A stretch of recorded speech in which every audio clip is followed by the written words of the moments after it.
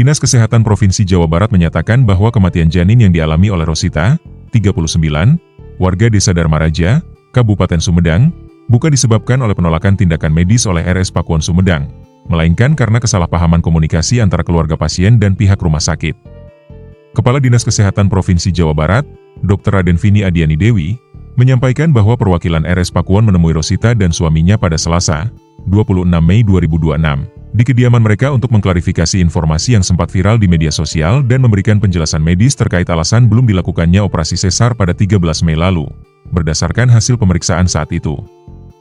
Kondisi janin dinilai belum memungkinkan untuk dilakukan operasi sesar.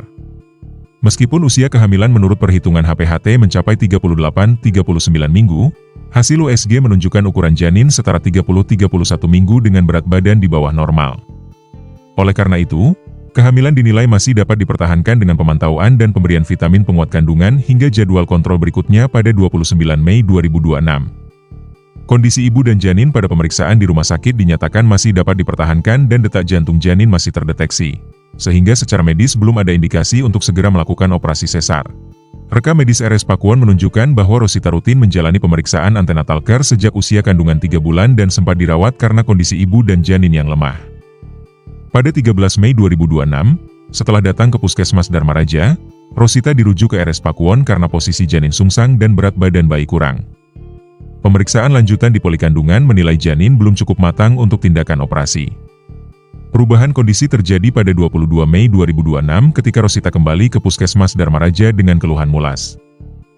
Pemeriksaan USG menunjukkan tidak terdapat detak jantung janin sehingga diperkirakan janin telah meninggal dalam kandungan.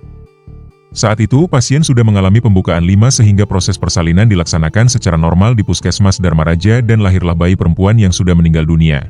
Dinas Kesehatan menjelaskan bahwa persoalan yang kemudian berkembang di masyarakat berawal dari keinginan keluarga agar operasi sesar segera dilakukan pada 13 Mei. Sementara keputusan medis pada saat itu menyatakan kondisi janin belum siap dilahirkan. Dalam perkembangan lain, terkait tudingan bahwa dokter tidak berada di rumah sakit karena menunaikan ibadah haji, Dinas menyatakan bahwa sudah ada pengganti yang lebih senior saat dokter tersebut berhalangan hadir. Kasus ini sebelumnya menjadi viral setelah keluarga. Download Tribun X sekarang, menghadirkan lokal menjadi Indonesia.